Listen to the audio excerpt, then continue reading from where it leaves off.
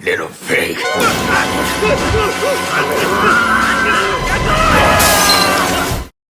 Welcome to this Outlast Lore video.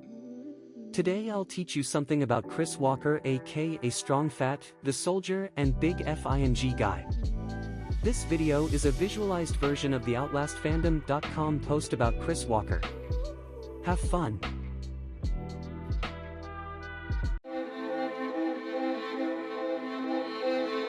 Walker's career started off as a military policeman in the United States Army. After his return from Afghanistan, he and other war veterans were committed to Spindletop Psychotherapy Clinic in Hatene, Texas due to their recently developed post-traumatic stress disorder. They were treated with dream therapy, guided by hypnosis, to subconsciously release their trauma. Eventually, Walker became a Murkoff employee and worked as a surveillance officer at Spindletop to survey the therapy sessions. Walker is seen to have a rather plain, childlike mind, conversing with simple expressions and incomplete sentences. Due to his stature and inhuman strength, he was nicknamed Strong Fat by his colleagues, a name which he despised.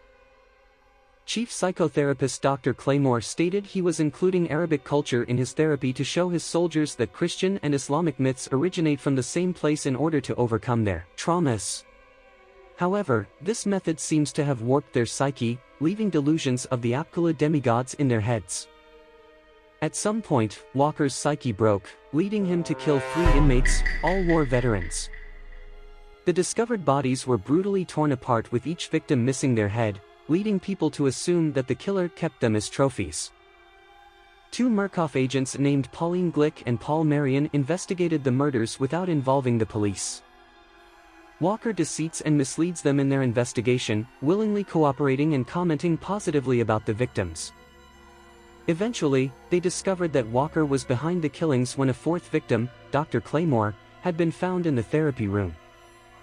Realizing that this should have been recorded on the security monitors, they visited Walker's control room. However, the surveillance equipment was completely destroyed, and since only 2 people had access to the surveillance room, including Claymore and Walker, they figured that Chris was the one responsible.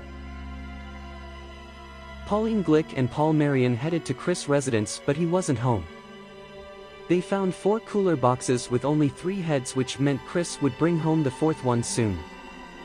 They waited for Chris until he came back, and as soon as he arrived they pointed their guns at him and ordered him to stand down.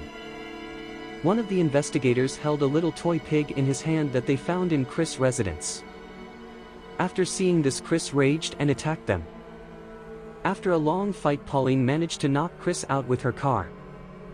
Afterwards, Walker was apprehended by the 2 agents. As he was a Murkoff employee, the killings were blamed on another patient, Omar Abdul Malik, who received a life sentence in prison. Walker, however, was not surrendered to the police, but was instead committed to Mount Massive Asylum for experimentation.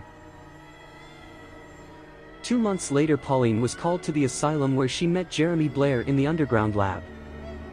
Blair showed her Walker, who was not recognizable as a human anymore and had been turned into a monster.